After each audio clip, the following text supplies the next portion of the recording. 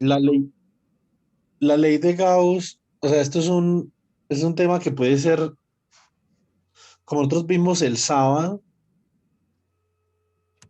esto es un tema que puede ser de alguna forma complicado en la parte de la interpretación, pero eso lo podemos trabajar en clase, ¿cierto? Entonces, obviamente, el grupo de estudio tiene como finalidad como colaborarles a ustedes con la parte de las matemáticas, ¿cierto? Entonces, a ver, ¿qué es lo difícil de este tipo de problemas? Como vimos el otro día, nosotros tenemos en este tipo de problemas, tenemos que calcular, debido a la ley de Gauss, enunciamos la ley de Gauss.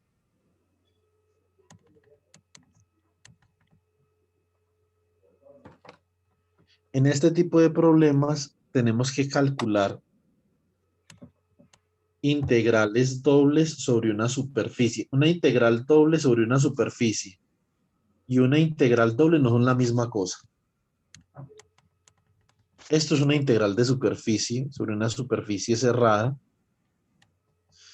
del producto punto entre el campo eléctrico, el diferencial de área, y esto da la carga encerrada por la superficie sobre la que estoy integrando sobre epsilon sub cero. Inclusive la gente que tiene mucha práctica con esto, interpretar este resultado se les es un poquito complicado. ¿Cuál es obviamente, qué es lo central de esto? Lo central de esto es que una integral de superficie es una integral en dos dimensiones, no en tres, sino en dos, ¿cierto? También hay integrales acá en tres dimensiones debido a lo siguiente. Recuerden que nosotros repasamos en clase lo que es la densidad volumétrica de carga.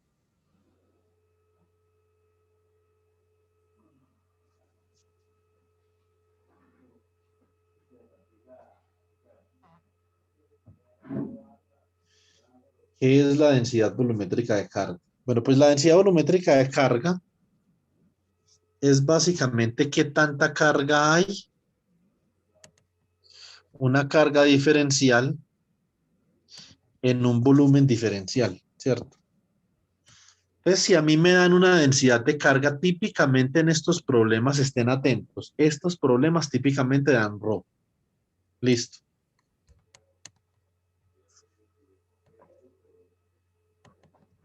Si a mí me dan ρ, para yo aplicar esta expresión que tengo acá, chicos, necesito la carga total en el volumen. Ese es un volumen que está acotado por esta superficie. Ya les voy a explicar lo que significa. Entonces, para yo hallar la carga total determinada por esta ρ, yo tengo que despejar de esta ecuación de Q. Entonces dice diferencial de Q es igual a ρ por diferencial de B. Como esto es un diferencial de volumen, obviamente para yo hallar la carga integrando acá en ambos lados, esta tiene que ser una integral de volumen. ¿Eso en qué se traduce, chicos? Se traduce en una integral triple. La carga, por lo tanto, es la integral triple de ρ por dB. Esto se debe ¿a qué? Esto se debe a que la distribución es volumétrica, según una, por ejemplo, una distribución superficial. Entonces sería densidad superficial de carga. Vamos a ver cómo sería, por ejemplo, en ese caso.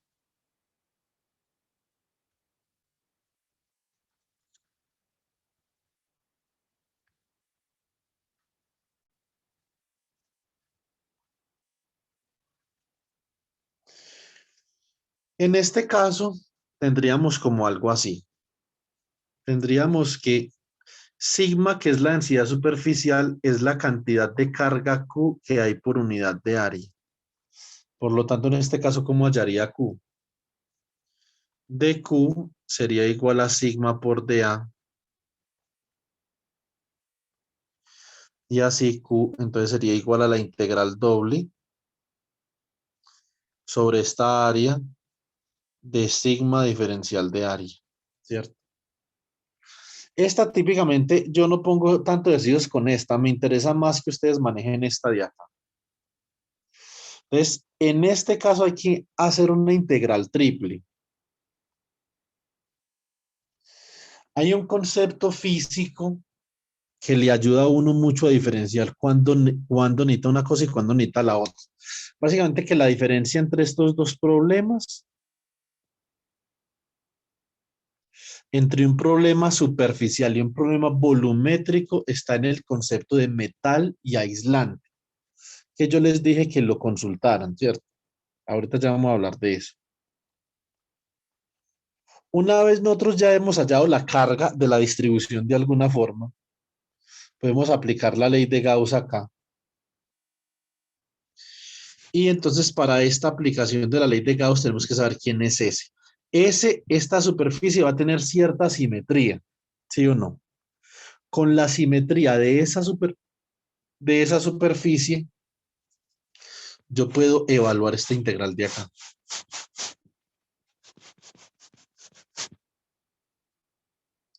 Ahí es donde comienza a jugar el papel importante el sistema de coordenadas que nosotros elijamos, ¿cierto? ¿Qué concepto es un concepto importante? Un concepto de metal contra aislante. Metal versus aislante. ¿Quién investigó esto? ¿Quién me puede colaborar ahí con una diferenciación metal versus aislante?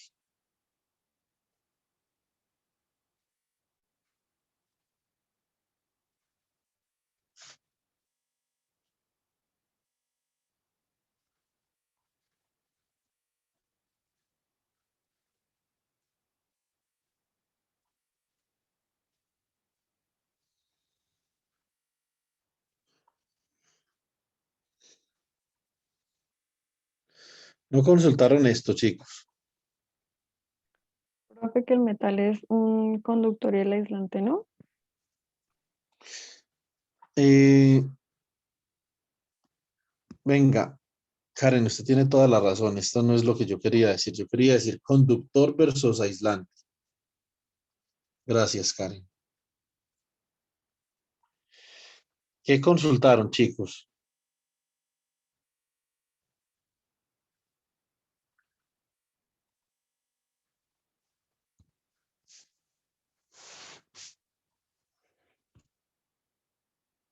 Obviamente todavía les queda un día, a no ser de que ustedes digan, no, venga, yo voy a hacer la tarea ahorita a la 1 de la mañana, siento hacer la tarea que pusieron para el miércoles. Está bien, no importa. Entonces, pero ahí digamos una, hagan una hipótesis. ¿Qué entienden ustedes por un conductor? Pues que los conductores permiten, por decirlo así, conducir la electricidad de un punto a otro y por ello permiten el movimiento de cargas eléctricas. Transferencia de electrones, profe. Muy bien los dos, sí. Entonces un aislante sería como lo contrario, ¿cierto? Sí, señor, que no deja Sí, mover, profe. no permite mover las cargas eléctricas o transferencia de electrones, impide la transferencia de electrones. Ustedes se sorprenderían si yo, por ejemplo, les dijera realmente cómo se entiende qué es un conductor. Obviamente, lo que dijo Karen es la primera aproximación que uno como ingeniero tiene a un conductor, ¿cierto? Es cierto. Es una primera aproximación a un conductor. Los conductores y los aislantes no se pueden entender desde la perspectiva macroscópica. Uno obviamente puede dar una definición como la que dio Karen y la definición está bien, ¿sí o no?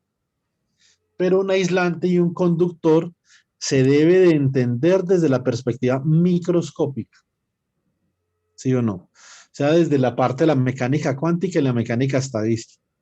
Profe, porque, por ejemplo, la diferencia, el agua no es un conductor, pero si usted le agrega sal, se vuelve conductora por los iones. Mm, exactamente, y el agua no es un metal, ¿sí me entiende? Sí, señor. ¿Por qué el agua se vuelve conductora desde el punto de vista de la química, Humberto? ¿Usted puede explicar eso? Sí, señor, porque al agregarle cloruro de sodio o sal al agua se disocian, ¿cómo?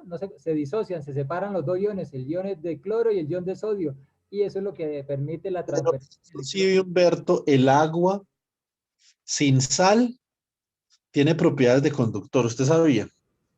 no, creí que era simplemente un aislante.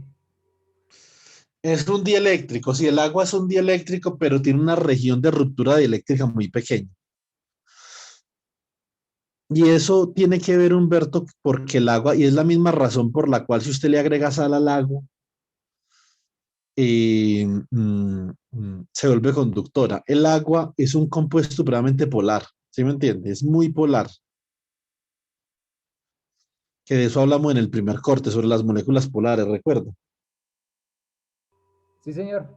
Igual, pues, eso lo estudié cuando estábamos hablando del momento de polar y los ángulos y lo demás, de toda la estructura de la molécula del agua. Exactamente, tiene que ver con eso precisamente, ¿cierto? Entonces, no necesariamente para que algo sea conductor tiene que ser metal. De hecho, hay polímeros conductores, por ejemplo, el poliacetileno, ¿sí o no? El poliacetileno es un polímero conductor.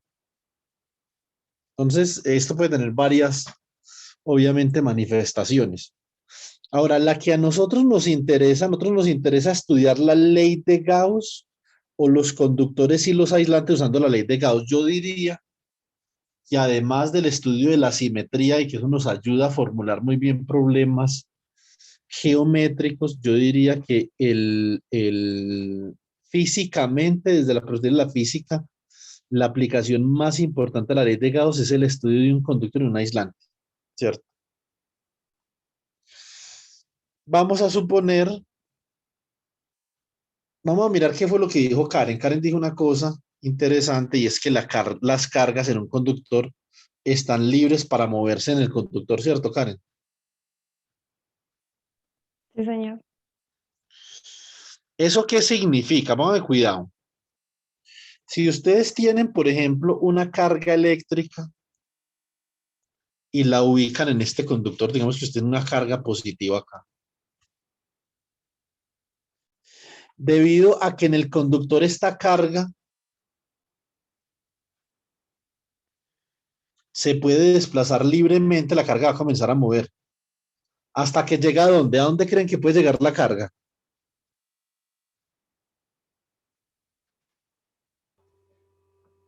Profe, lo azul o sea, todo lo azul es metal. Si lo azul es la esfera y por dentro es una esfera de metal, ¿cierto? O sea que por dentro es sólida también. Esto es sólido. Puede crear un campo magnético, profe, o sea, porque no tiene o sea, no hay ningún medio alrededor que le impida que la carga se salga. No, claro, la carga no puede salir, Humberto. La carga va a llegar hasta la superficie. Acá no crean campos magnéticos porque eso no tiene corriente. Ah, ok. O sea que la carga se va a mover dentro del conductor hasta que llegue a la superficie, ¿cierto? De la superficie no pasa. Es como cuando uno era chiquitico y que uno se subía para allá a un armario y la abuelita le decía a uno, tranquilo que del suelo no pasa, ¿se acuerdan? Sí, señor. Eso no duele. Esto es algo parecido. La carga eléctrica en un conductor no pasa de la superficie. Y la carga eléctrica en un conductor, esta es una definición de conductor desde la perspectiva electrostática. Un conductor en equilibrio electrostático, es decir, un conductor que no esté sometido a un voltaje, tiene su carga distribuida en la superficie. ¿Sí o no?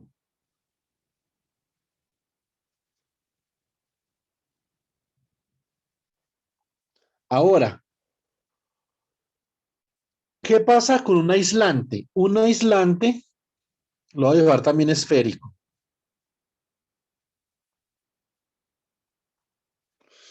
En un aislante, como la carga no está libre para moverse, la carga eléctrica sí está distribuida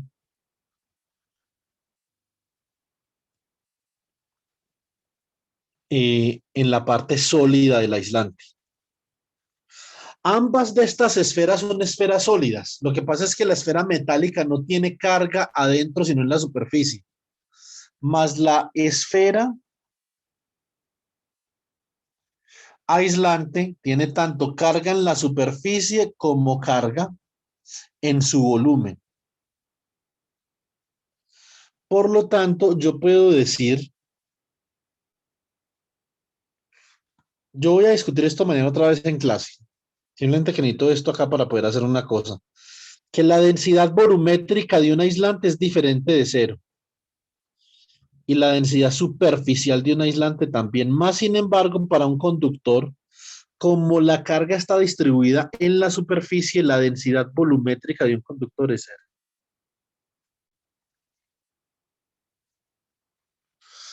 Más sin embargo, la densidad superficial es diferente de cero. Toda la carga eléctrica en un conductor está almacenada en la superficie en equilibrio electrostático. Si usted aplica un voltaje, la cosa cambia. Pero en equilibrio electrostático, el conductor va a tener su carga eléctrica en la superficie.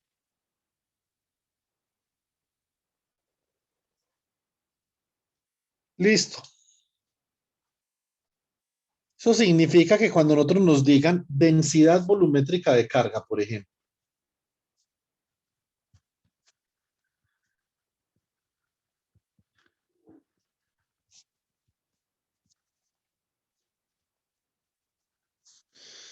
ejemplo, rho de R igual a alfa sobre R al cuadrado, ¿sí o no?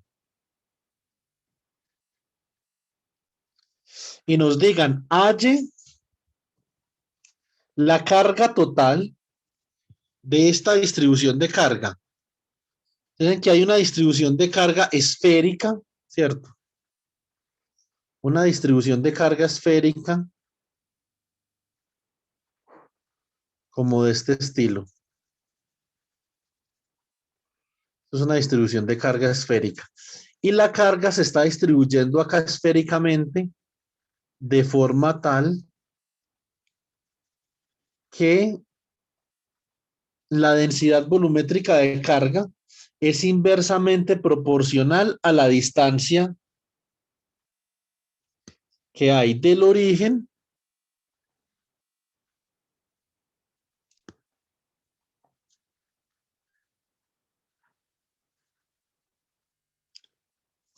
al punto donde se quiere evaluar la carga total. Eso significa que para yo evaluar acá la carga en este punto, quiero saber qué tanta carga hay en esta parte de la esfera. No en toda, sino solamente en esta parte. Para eso utilizo la densidad volumétrica de carga.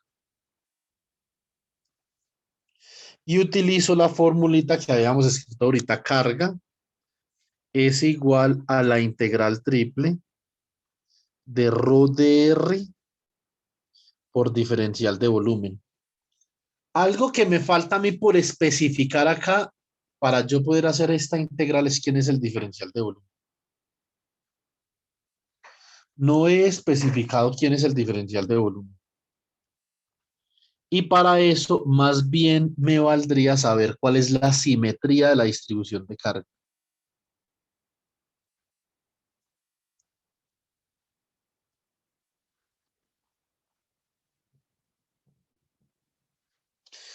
Y acá es donde, digamos, podemos utilizar una herramienta muy poderosa que son las coordenadas curvilíneas.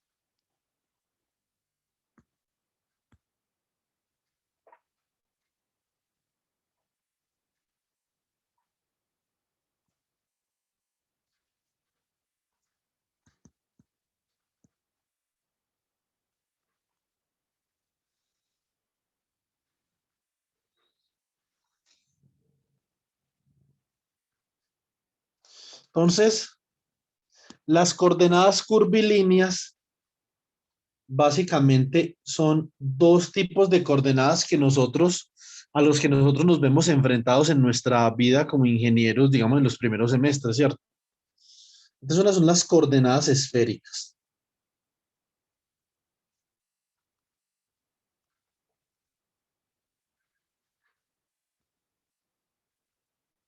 Esas son unas. Las otras son las coordenadas cilíndricas.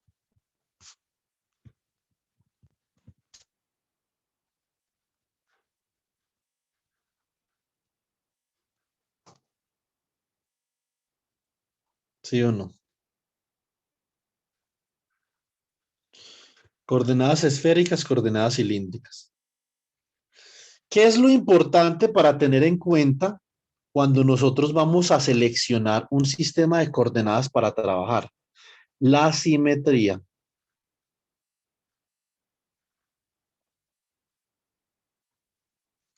Esto es fundamental, ¿cierto? Entonces, si nosotros vamos a calcular esta integral doble que aparece en la ley de Gauss, más bien nos valdría saber cuál es la simetría del campo eléctrico para seleccionar el diferencial de área en un sistema de coordenadas adecuado.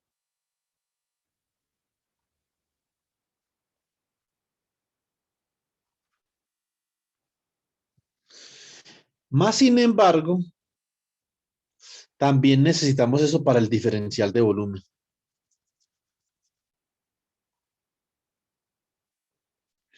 Entonces, cuando yo tengo, ¿cuál va a ser el reto? El reto en los ejercicios que van a hacer ustedes, el reto va a ser averiguar cuál es la simetría de la distribución de carga. Ese es el reto, ¿sí o no?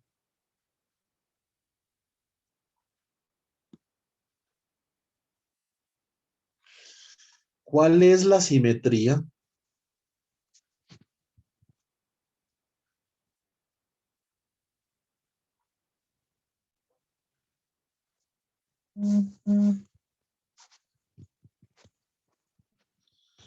De la distribución de carga.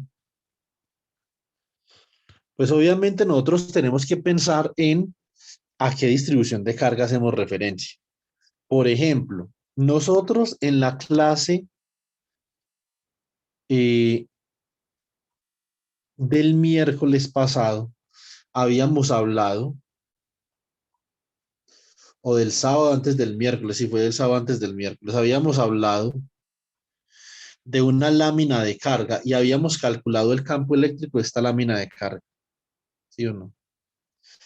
Y habíamos dicho que si esta lámina de carga es lo suficientemente grande para considerarse una lámina infinita, el campo eléctrico era constante y ortogonal a la lámina de esta forma.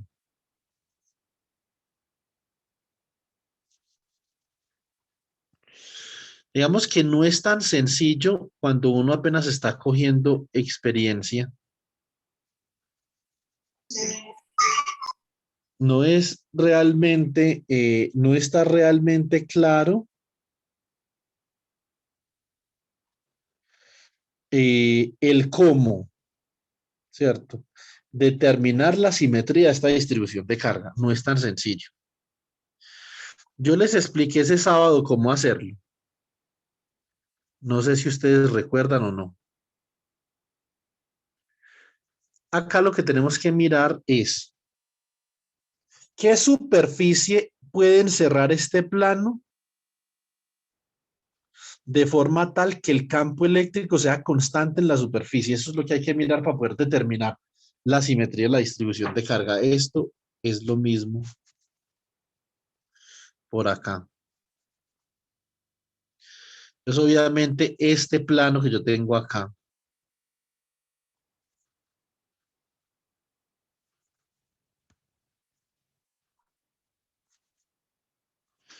tiene esta forma de campo eléctrico y el campo eléctrico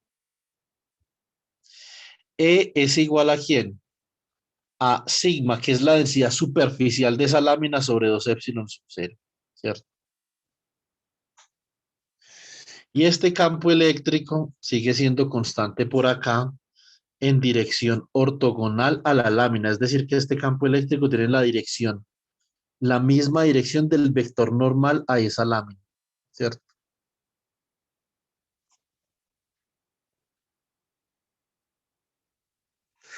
¿Cómo determinar entonces la simetría particular de esta lámina? Vamos a hacer lo siguiente, que eso fue lo que hicimos ese otro sábado, no el pasado, sino el anterior. Vamos a considerar un cilindro.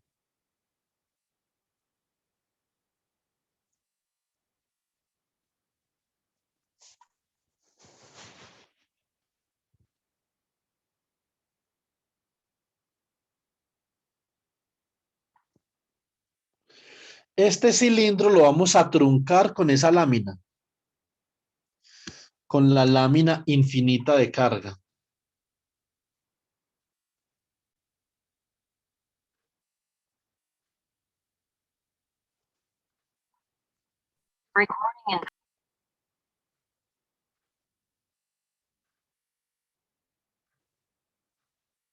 ¿Sí o no? Entonces, nosotros podemos apreciar que la sección transversal, el corte que va a formar la lámina con el cilindro,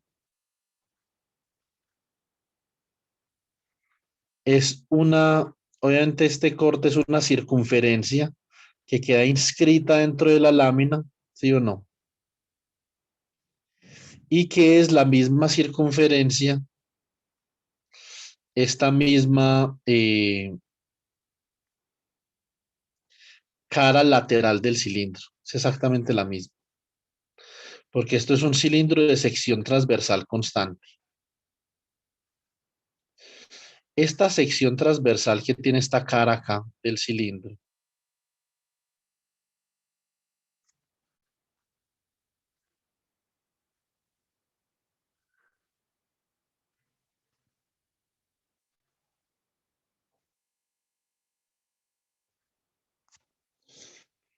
va a ser la misma sección transversal que tengo yo acá.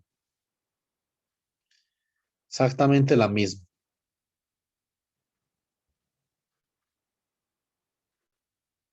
Es como si ustedes tuvieran un rollo de papel higiénico y lo cortan por la mitad, así de manera ortogonal.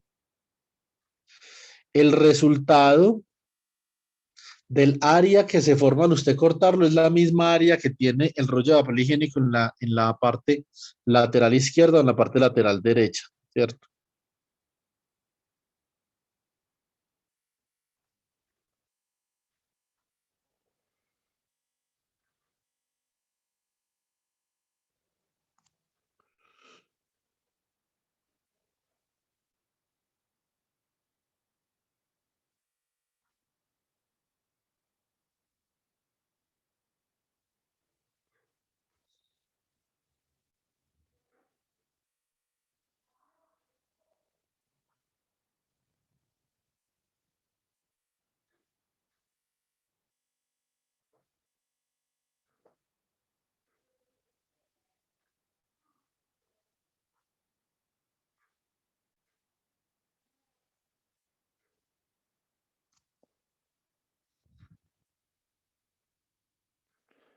Es esta sección transversal es idéntica a la otra de allá, ¿cierto?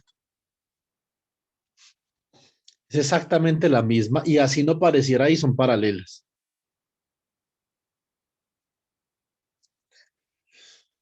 Y es idéntica a esta sección transversal de esta otra cara.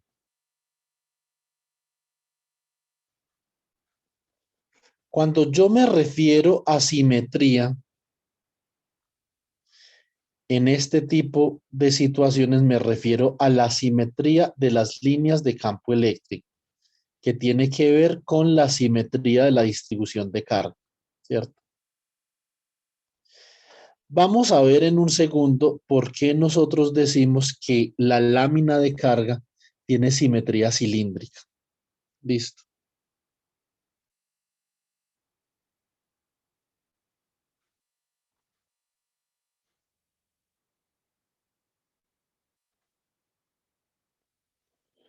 Es esta sección transversal de acá. Perdón, esta cara lateral derecha es idéntica al corte de la sección transversal de ese plano que tengo ahí. Nosotros ya sabemos que las líneas de campo son líneas que salen de la lámina de forma perpendicular y son constantes.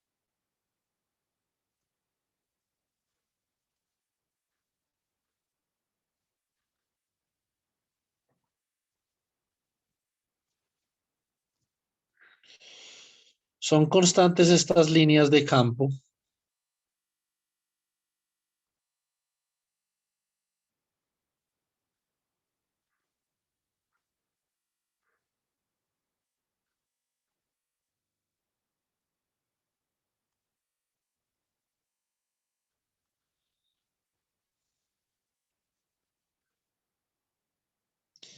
y por lo tanto,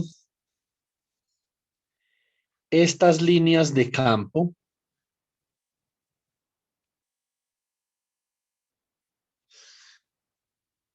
el campo eléctrico en la cara tiene el mismo valor que el campo eléctrico saliendo de la lámina.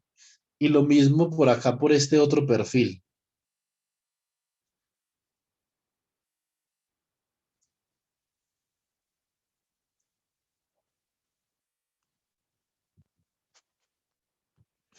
Entonces, ¿cuál es la clave acá?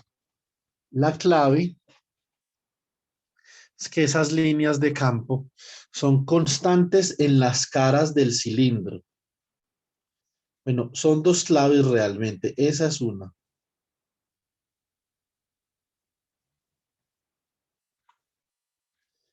En las caras del cilindro son constantes. Sobre la superficie del cilindro, no. La superficie sería como el rollo de papel higiénico. ¿Sí o no? Entonces, sobre la superficie del cilindro, no. O en la superficie del cilindro también, sí, también, pero sobre la superficie del cilindro va a pasar una cosa. Este cilindro, si yo fuera a calcular la integral doble sobre la superficie, sobre esta superficie de E punto de A, sería igual a lo siguiente, sería la integral doble, ya no es una superficie abierta, sino cerrada, perdón, no es una cerrada, sino una abierta, sobre S1. ¿Quién es S1? S1 es esta superficie de acá, esta cara. Esta la voy a llamar S2.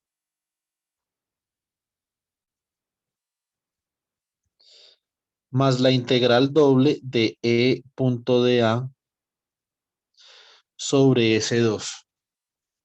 Y me falta una integral ahí. La integral sobre la superficie del cilindro. Si usted quiere, pues sobre acá está la superficie que define el cilindro.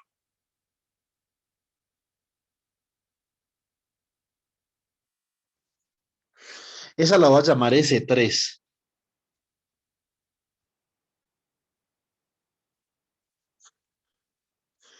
Queda la integral doble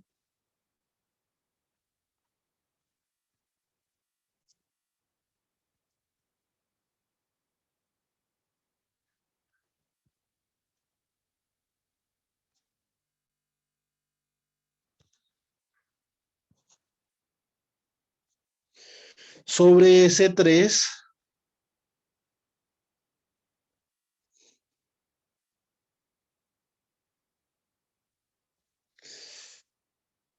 la integral doble sobre S3, ¿cierto?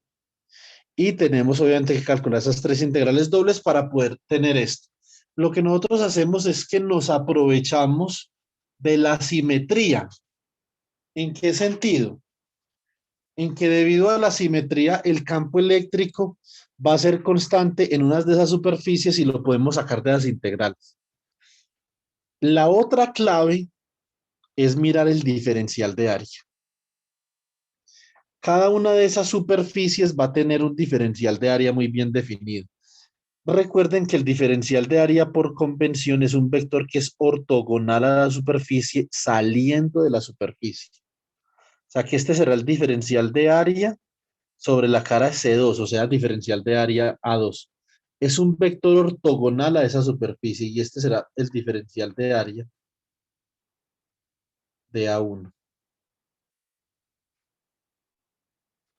Observen que el campo eléctrico y los diferenciales de área de A1 y de A2 en cada una de las caras son paralelos. ¿Sí pueden ver eso, chicos, o no?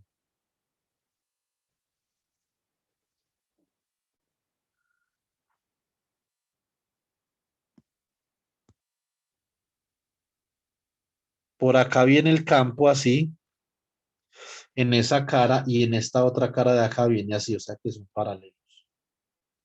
Eso significa que acá el producto de E punto de A1 es simplemente la magnitud de E por la magnitud del vector diferencial de área A1.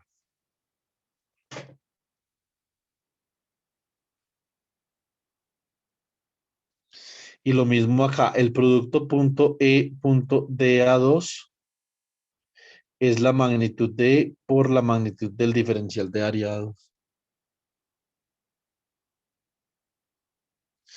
Pero nos falta mirar a ver esta integral de acá sobre S3. Resulta que sobre S3 el vector diferencial de área es como algo así.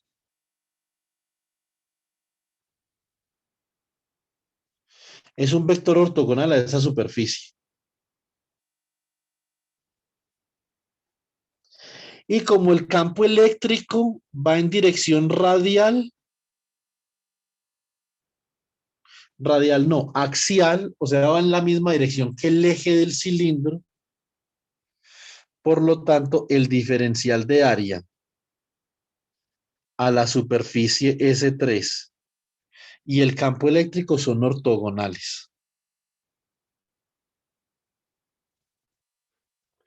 Así, E punto de A3 es igual a 0, porque el producto punto entre dos vectores ortogonales es 0.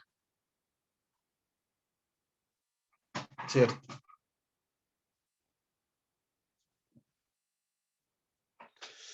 Entonces, ¿qué es lo que yo puedo ver de acá? Que obviamente queda entonces la integral doble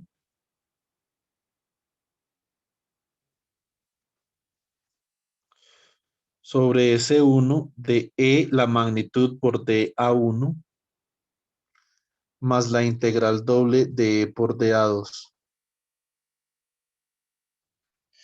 Como el campo eléctrico, acá es donde yo me aprovecho de la simetría. El campo eléctrico es constante en S1 y en S2.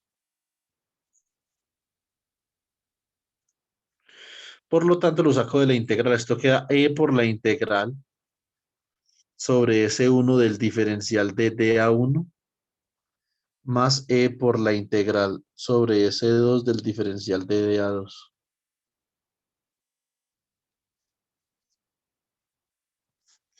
Esto es igual a E.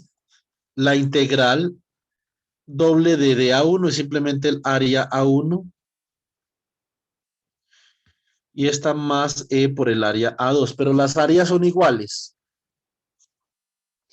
Como las áreas de las caras son iguales, esto es simplemente dos veces el campo por el área y por la ley de Gauss, esto es la carga encerrada sobre epsilon sub 0. Más sin embargo, la carga encerrada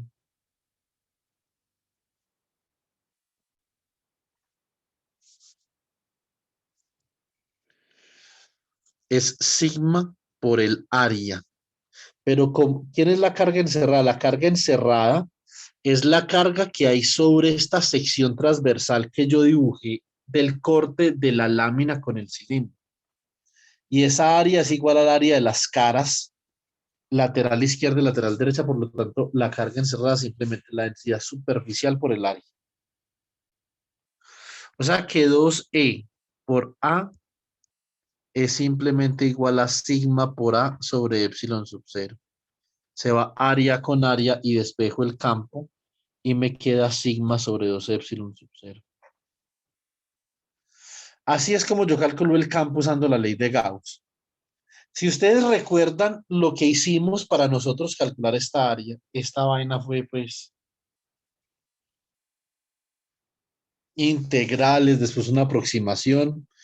Por la ley de Gauss, siempre y cuando haya una simetría, nosotros entonces podemos explotar esa simetría. Y vamos a llegar a un resultado. Entonces, para nosotros poder calcular estas integrales acá es fácil porque esta, obviamente, estas caras son circulares, ¿cierto? Entonces, llegamos, digamos, a esta, y esta es una superficie más o menos como uniforme. El problema es cuando, obviamente, no tenemos nosotros una simetría muy uniforme, ¿cierto? Entonces, puede ser simetría, pero de todas formas no es tan sencilla como la de este cilindro. Típicamente nosotros en el curso nos vamos a referir a la simetría esférica.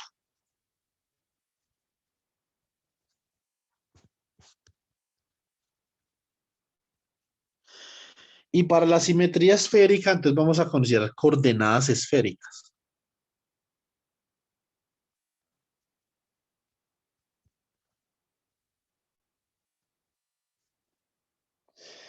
Acá obviamente no. Acá tendríamos que utilizar coordenadas. ¿Qué utilizaríamos acá? ¿Quién me dice? ¿Coordenadas qué?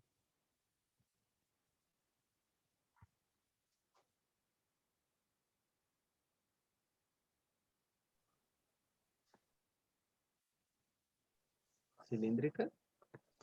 Exactamente, Sergio. Acá coordenadas cilíndricas. Porque la simetría de este plano de carga es cilíndrica. Pero nosotros muy posiblemente nos vamos a ver enfrentados en el curso a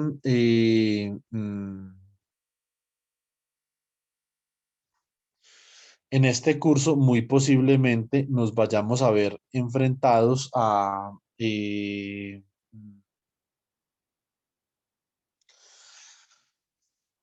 calcular integrales de superficie en coordenadas esféricas e integrales de volumen en coordenadas esféricas. Entonces, vamos a mirar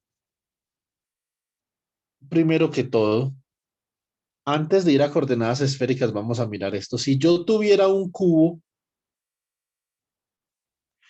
y yo, por ejemplo, para este cubo quisiera definir los diferenciales de área,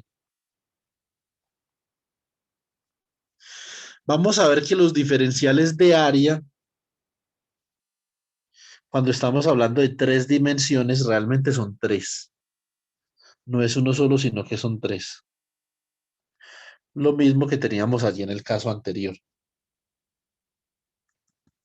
Hagamos esto de esta forma. Hagamos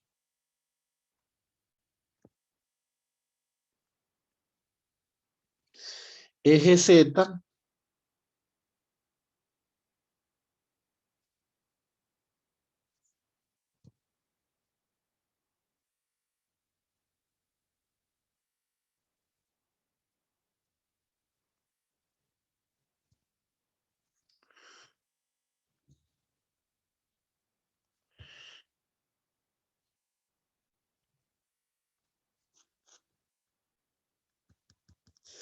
eje Y y eje X.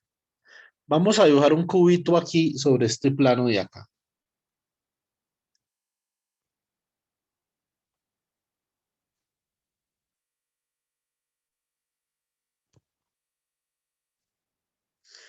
Esta sería la cara inferior del cubo.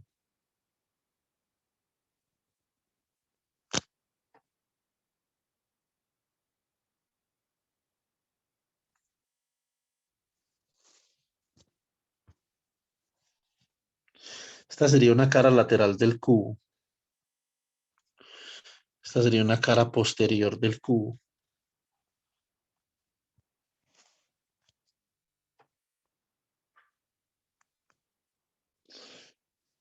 Segundo.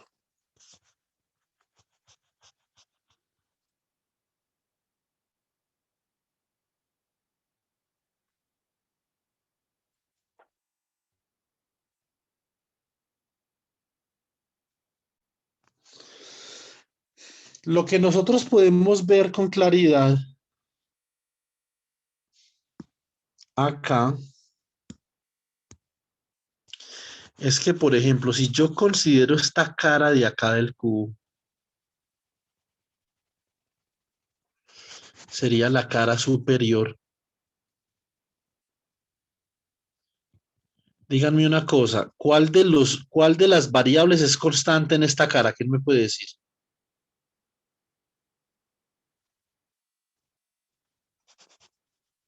Z.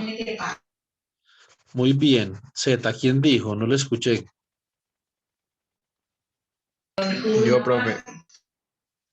¿Quién es yo? Diego, profe, Pastrana. Bueno, Pastrana, sí, Pastrana tiene razón. Z sería constante sobre esta cara, ¿sí o no? Vamos a mirar cómo es el diferencial de área sobre esta cara.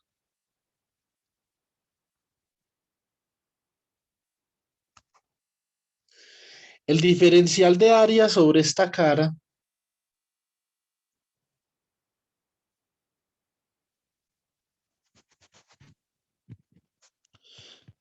podría ser un cuadrito con estas dimensiones. Podría ser un cuadrito de dimensiones diferenciales. Esto sería, por ejemplo, de Y y esto sería de X. Ese sería el diferencial de área ahí. Y sería un vector perpendicular a esa cara.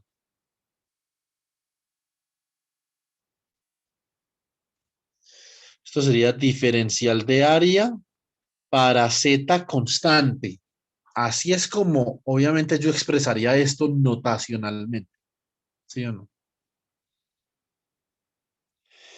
Vamos a mirar, por ejemplo, qué pasa con la cara frontal. Esta cara frontal de acá, vayan pensando una cosa. ¿Qué variable es constante en esta cara?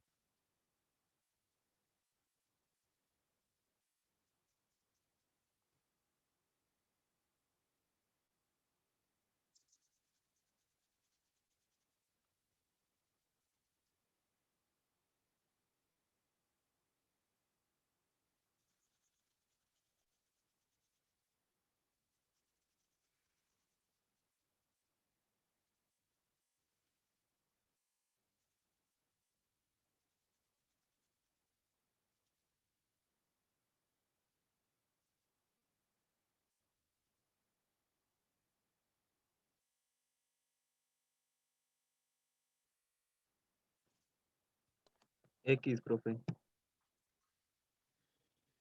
Muy bien, Sergio. X es constante en esta cara.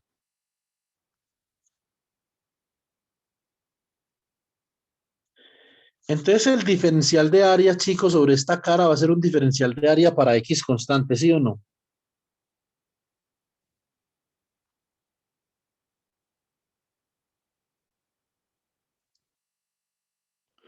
En toda esta cara que yo estoy coloreando acá, X es el mismo. X no cambia en esa cara.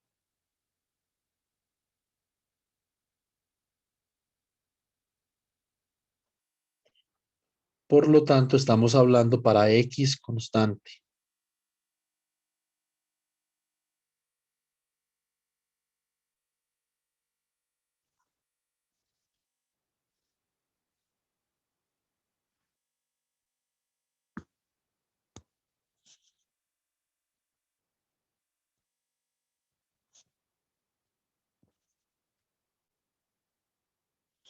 Puedo seleccionar yo por acá un diferencial de área, que esto va a ser como un cuadrito de dimensiones diferenciales.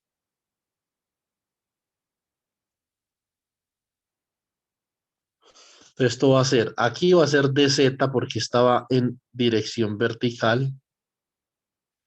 Y esta dimensión de acá va a ser de Y. Y El diferencial de área vector simplemente va a ser un vector con esa misma magnitud, pero en dirección ortogonal. Dirección X, ¿cierto? Esto va a ser un diferencial de área para X constante. Va en dirección X, así como el diferencial de área para Z constante va en dirección Z. Un momentico, yo dibujo esto mejor.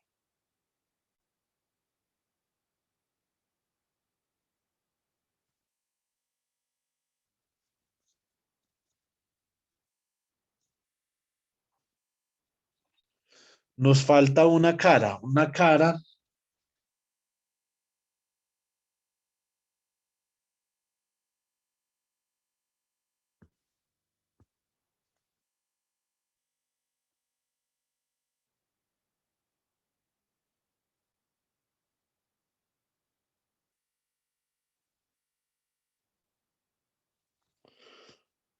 Esta cara de acá.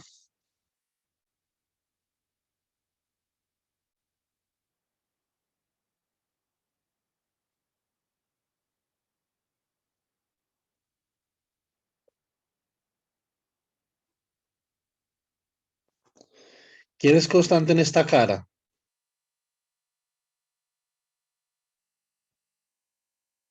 Y. Y, muy bien, Sergio.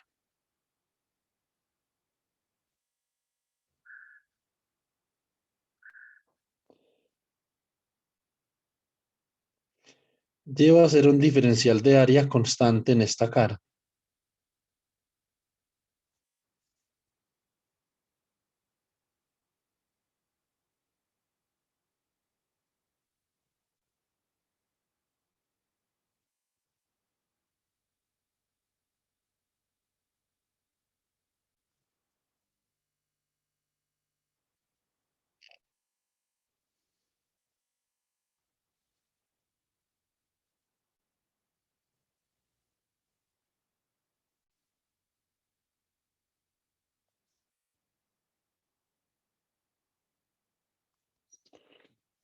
Muy bien.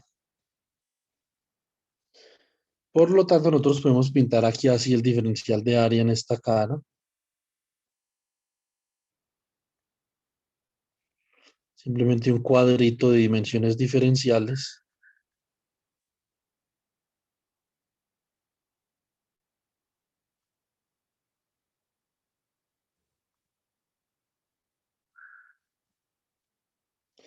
Esto es por acá diferencial de X y esto es diferencial de Z, ¿cierto?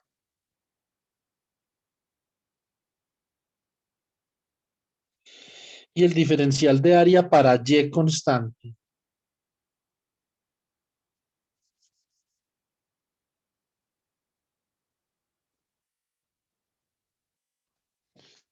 Va en dirección Y, ¿cierto? Nosotros para coordenadas esféricas o cilíndricas o lo que sea, también vamos a poder definir diferenciales de área.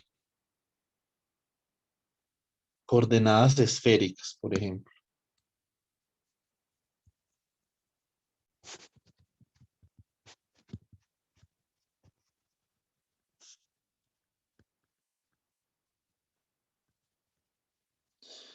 Para coordenadas esféricas, como las coordenadas esféricas van, por ejemplo, de X, Y, Z, van a R, teta y phi. Nosotros en coordenadas esféricas tenemos un diferencial de área para R constante.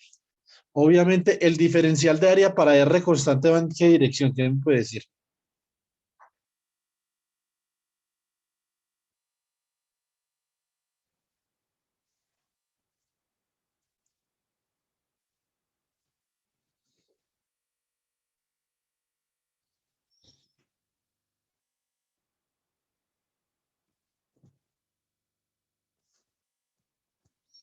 Observen el cubo, chicos. ¿En qué dirección va el diferencial de área para X constante?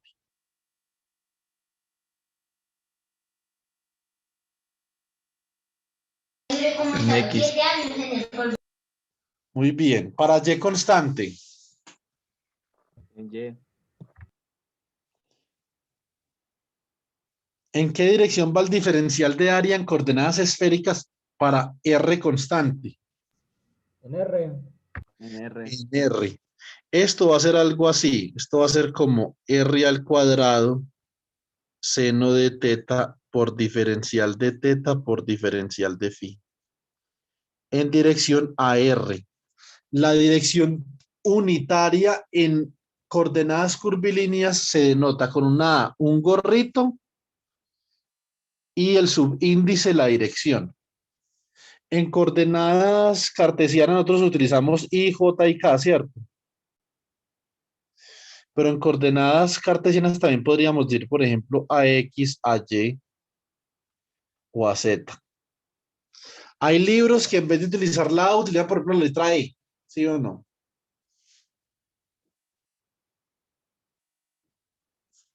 Este es el diferencial de área que nosotros más utilizamos en coordenadas esféricas para R constante. También hay, obviamente, un diferencial de área para teta constante. ¿Cierto?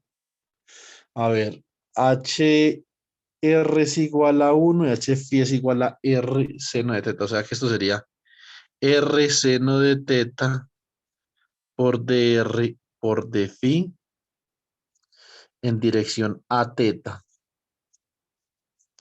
Y el diferencial de área para phi constante sería igual a R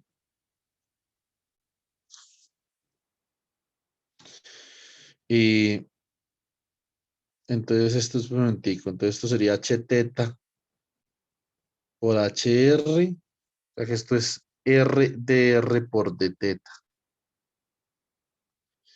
en dirección a phi.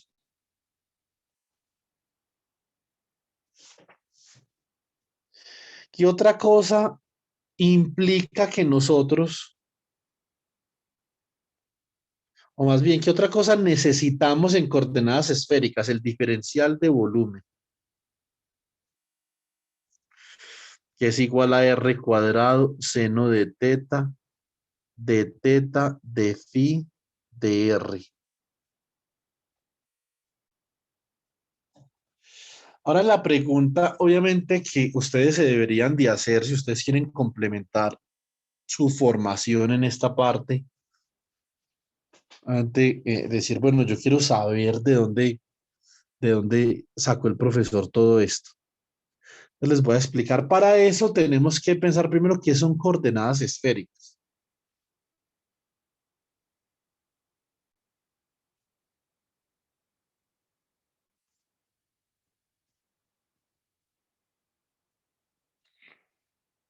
Cuando yo hablo de coordenadas, chicos, yo estoy hablando de una forma de representar un punto, ¿cierto?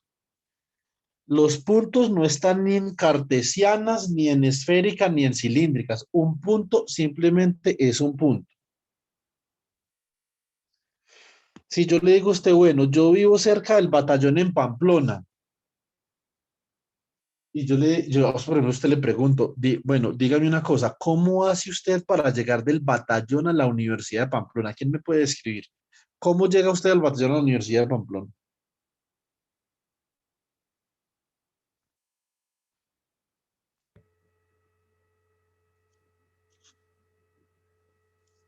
¿Al Rosario o al campus?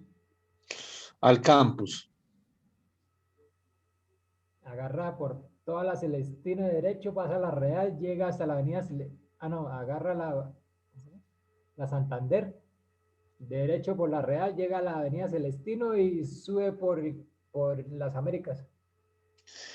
Eso para una persona que no conozca Pamplona es como chino, ¿sí o no, Humberto? Pasa por la plazuela, luego sigue por el mercado, llega al parque, sube hasta la casona, sigue derecho hasta llegar a la Celestino y agarra el caminito que hay directo hasta la universidad. Chino para el que no conozca Pamplona, ¿sí o no, José Luis? Fuera de chiste, sí. tendría que agregar que hay que pasar el estadio, el provincial, el Cambridge. Hay otra más fácil, a los santanderianos. Dele derecho hasta llegar a la Rampla de la Galán. Sube y cruza mano izquierda derecho por la vía nacional. Eso es distinto a lo que usted acabó de decir. Lo que usted acabó de decir es más parecido a coordenadas cartesianas. ¿Sí o no? Yo también le puedo decir esto. Dele derecho, ¿sí o no? A un ángulo de 35 grados e inclínese 45 grados. Esa sería una dirección en coordenadas esféricas. Independientemente de la forma como yo le diga a usted, cómo llega usted del batallón a la Universidad de Pamplona, la Universidad de Pamplona va a seguir estando ahí, está en la misma posición, ¿sí o no?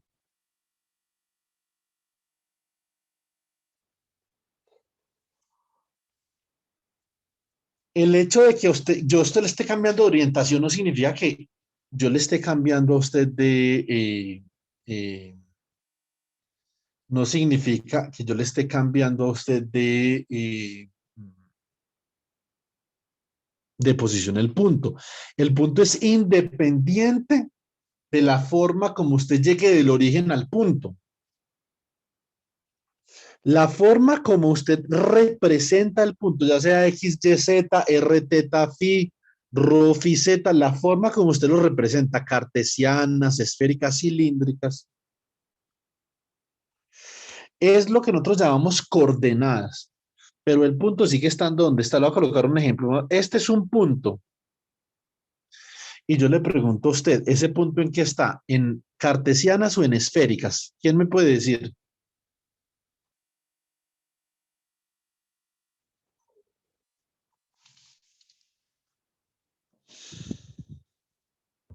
Ahí estaría en cartesiana, ¿no? Si miramos el plano así.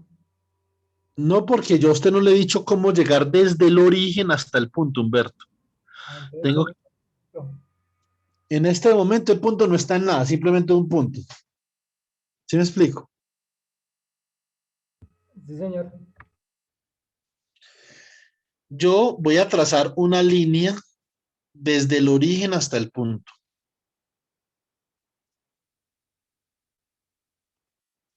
Y después voy a proyectar este punto al plano XY, así. Este punto después lo proyecto al eje X y lo proyecto al eje Y. Esta es la coordenada en X de ese punto, esta es la coordenada en Y de ese punto.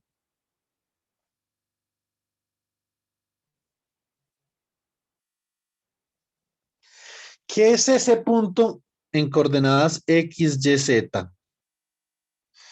Ese punto en coordenadas X, Y, Z, pongan mucho cuidado, pues. Ese punto es, yo le digo a usted, vea, coja derecho y camine X metros por acá. Después voltea a la izquierda y camine Y metros. Cuando haya caminado X metros hacia el frente y Y metros hacia la izquierda, suba Z metros.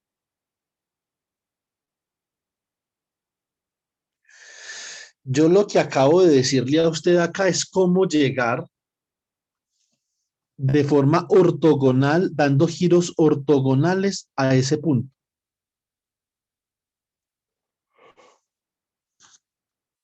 Cuando usted llega a este punto, gira 90 grados a la izquierda. Y cuando llega a este punto de acá, gira 90 grados hacia arriba. Por eso esto se llaman coordenadas rectangulares también. Pero yo a usted le puedo indicar otra forma de llegar a ese punto. Yo le digo, vea.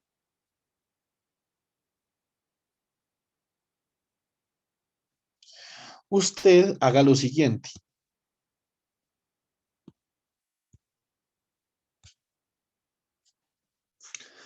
A un ángulo phi,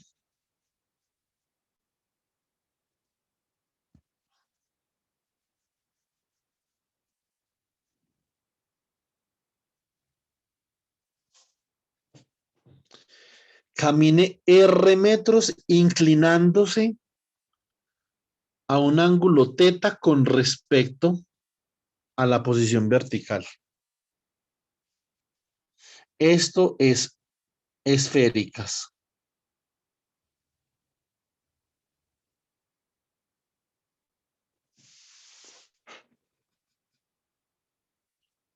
Yo le digo a usted, camine R metros a una inclinación de teta con respecto a la vertical y a un ángulo de phi con respecto a la horizontal. Ahí le estoy diciendo en esféricas cómo llegar a ese punto. Una vez yo le especifico a usted cómo llegar del origen al punto, ya le estoy diciendo las coordenadas. Está representado el punto.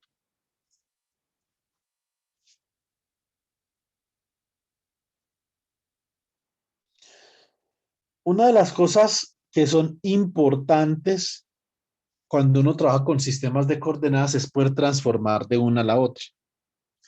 Lo que nosotros queremos hacer realmente es poder ir de cartesianas a esféricas y de esféricas a cartesianas. ¿Cómo hacemos? Hacemos así. Este eje Z acá es paralelo con esta línea de acá. Por lo tanto, ángulos alternos internos entre líneas paralelas son iguales.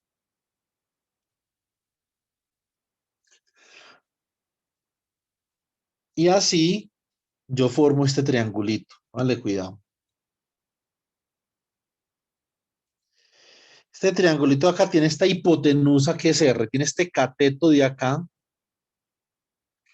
que simplemente va a ser la altura del punto con respecto al plano XY, o sea, Z. Y tiene este otro lado de acá, que momentáneamente, porque es un lado auxiliar, lo va a llamar ρ. ¿Sí o no? Y obviamente este de acá es ortogonal a este. De acá puedo sacar este triángulo rectángulo.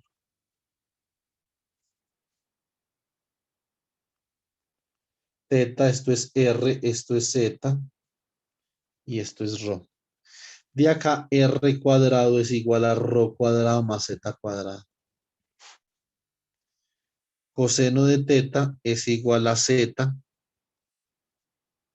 sobre R. ¿Cierto? Con esto nos bastamos. Ahora, seno de teta es igual a ρ sobre R. ¿Sí o no? Eso significa que ρ es igual a R seno de teta.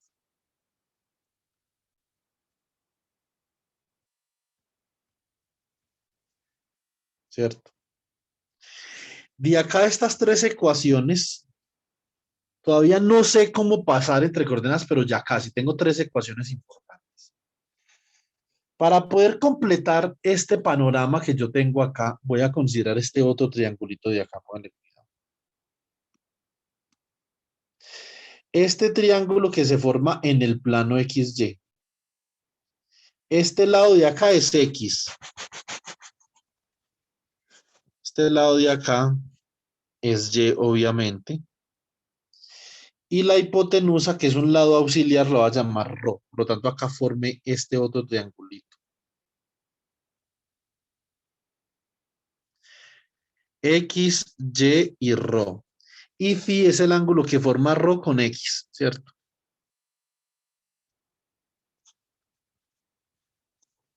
De acá,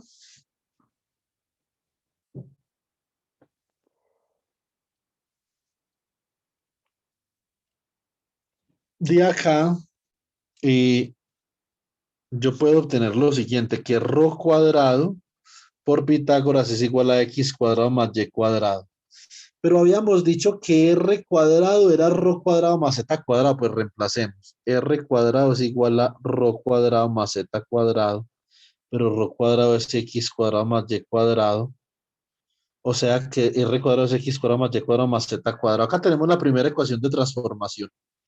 Dado X, Y, Z, podemos calcular a R así. Muy bien. De este otro triangulito vamos a sacar lo siguiente. X va a ser igual a rho seno de phi, ¿cierto? Perdón, coseno de phi. Pero rho es igual a r seno de teta, o sea que esto queda como r seno de teta coseno de phi. Ya sabemos que tenemos r, teta y phi, sabemos cómo calcular x. Vamos con y. Y de ese triangulito es rho seno de phi. Reemplazando lo que nos dio rho del triángulo de arriba, esto es r seno de teta seno de phi. Z. ¿Quién es Z? De acá Z lo puedo despejar y simplemente es r coseno de teta, ¿cierto?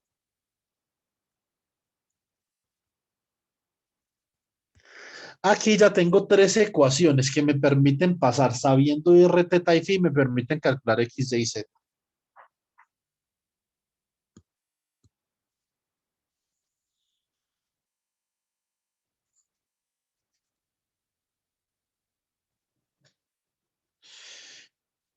Ya tengo de x, y, z, ya puedo calcular r, pero ¿cómo hago para calcular, por ejemplo, teta?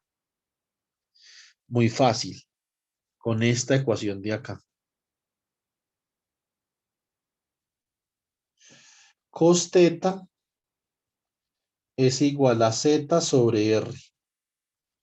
Pero r es la raíz de x cuadrado más y cuadrado más z cuadrado. De acá teta se puede calcular como el arco cuyo coseno es z sobre la raíz de x cuadrado más y cuadrado más z cuadrado. Phi. ¿Cómo calculamos phi? A ver.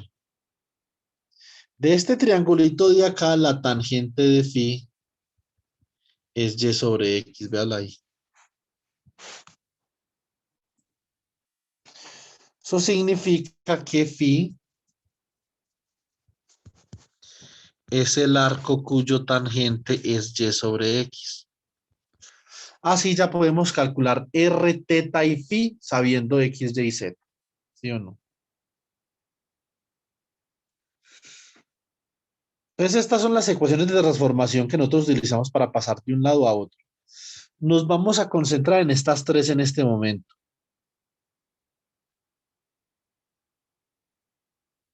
¿Por qué? Para hallar los diferenciales de área y los diferenciales de volumen, va a ser muy importante algo que se llama factor de escala.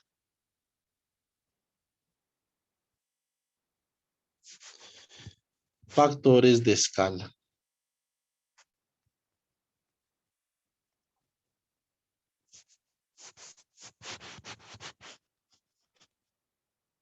¿Cierto? Bueno, los factores de escala son unos números que nosotros calculamos que nos permiten a nosotros dimensionar algunas cosas en esos sistemas de coordenadas curvilíneas. Entonces, por ejemplo, nosotros decimos, listo, quiero calcular la longitud de arco. Y la longitud de arco tiene que tener que ver con teta. Más sin embargo, como esto es un ángulo, debe ir multiplicado por una escala de longitud, ¿cierto? Para convertir esto a longitud. Entonces, básicamente lo multiplico yo por R. Entonces, la longitud de arco queda como S igual a R por teta. De la misma forma, yo, por ejemplo, podría decir, listo, diferencial de área en coordenadas polares. Esto será como un d teta por dr. Pero ese teta no es una longitud, ¿cierto que no?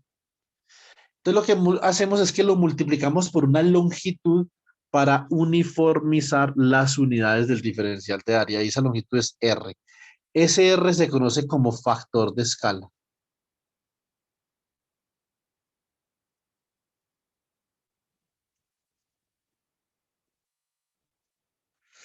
Los factores de escala en coordenadas esféricas son HR, H-teta y H-phi. Y se calculan usando el vector posición. El vector posición simplemente es un vector que me denota a partir del origen dónde está ubicado el punto que yo estoy analizando, el punto donde tengo, por ejemplo, una masa, el punto donde tengo una carga, etc. El vector posición en este caso sería un vector que va desde el origen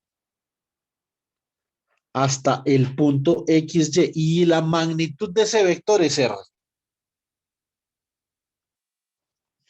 Más sin embargo, ese vector cómo se expresa, recuerden en álgebra lineal se decía que R era igual a X en AX más Y en AY más Z en AZ. A menudo, para poder nosotros calcular los factores de escala en sistemas de coordenadas curvilíneas, nosotros requerimos expresar ese vector posición en coordenadas esféricas, o sea, en esta base esférica. O sea que reemplazamos a X por R seno de teta coseno de phi, a Y por R seno de teta seno de phi, y a Z por R coseno de teta. O sea, ¿cómo queda esto? Esto queda R cos phi seno de teta en AX más R seno de phi seno de teta en AY más R cos teta en AZ. Si eso no se ve ahí porque está muy apeñuscado, acá se los vuelvo a escribir. Esto es R cos phi seno de teta en AX más R seno de phi seno de teta en AY más R cos teta en AY, en AZ. ¿Cómo calculo yo los factores de escala? Muy sencillo, pónganme mucho cuidado. Este de acá, HR, es igual a la magnitud, ¿cierto? HR al cuadrado, pues, la magnitud de la derivada del vector R, el vector posición con respecto a R, ¿cierto? La magnitud al cuadrado. De acá usted saca raíz en ambos lados y obtiene HR. H teta al cuadrado es la derivada del vector R con respecto a teta al cuadrado.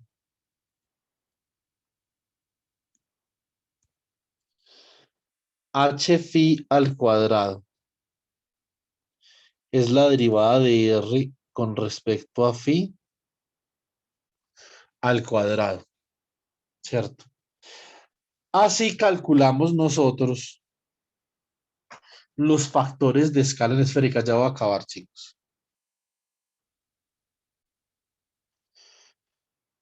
Lo que yo quiero que ustedes hagan es que verifiquen una cosa. El diferencial de área para R constante es igual a H teta por H phi, ¿cierto? Por d teta de phi. Como acá tenemos dos diferenciales angulares, necesitamos dos factores de escala que conviertan esos diferenciales angulares en longitudes, ¿cierto? Y esto obviamente va en dirección a R. Ustedes deben de verificar que esto da exactamente lo que nosotros habíamos dicho ahorita acá, ¿cierto? Lo mismo para los otros. Diferencial de área para teta constante. HR por H phi, o sea, aparecen los H's que no tienen que ver con teta. Por dr y por d phi en dirección a teta. Diferencial de área.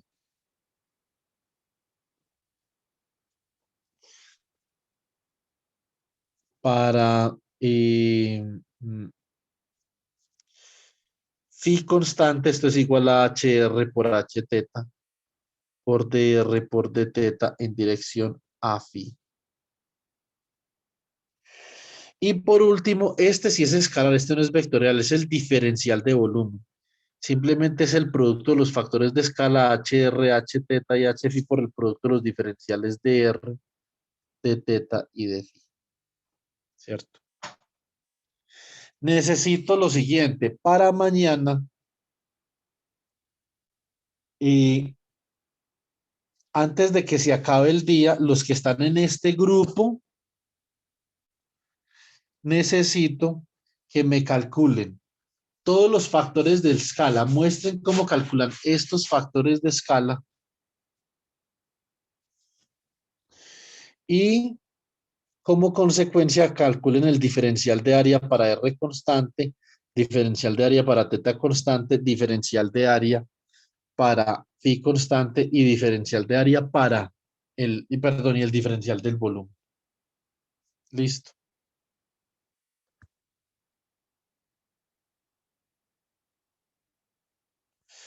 Entonces, con esto vamos a poder tener cierto grado de familiaridad cuando calculemos o tendremos que calcular integrales dobles de superficie en esféricas o integrales de volumen en esféricas, ¿cierto? Vamos a tener un buen grado de familiaridad mm, mm,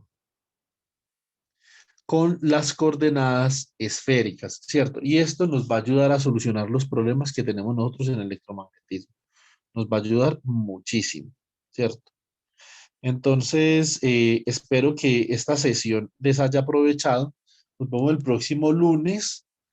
Vamos a hacer, el próximo lunes podemos hacer como un diagnóstico, sobre todo de cómo nos va interpretando y formulando problemas que involucren coordenadas curvilíneas. Para el próximo lunes ustedes ya van a tener el taller, ya no van a poder trabajar durante un tiempo, ¿cierto? Entonces yo aspiro que tengan preguntas y que sobre todo más o menos sepan cómo se ubican ustedes en el contexto de trabajar con coordenadas curvilíneas e integrales de superficie. Recuerden que la carga se debe de calcular con integrales triples, ¿cierto? Muy probablemente cuando la densidad es volumétrica. Recuerden otra cosa muy importante que hablamos hoy. Para los conductores, ρ es cero, ¿cierto? Rho es cero. Eso implica que el campo eléctrico adentro del conductor también es cero. Listo. Entonces, esto es un punto clave, lo de los conductores versus aislantes. Traten de leer eso en el libro también, por favor. ¿Quieren que les pase estos apuntes, me imagino, ¿cierto? Sí, sí, profe. Por favor. Profe, una pregunta también nos podría pasar la grabación. Sí, ya la descargo, Sergio. Listo, profe, muchas gracias. Eh,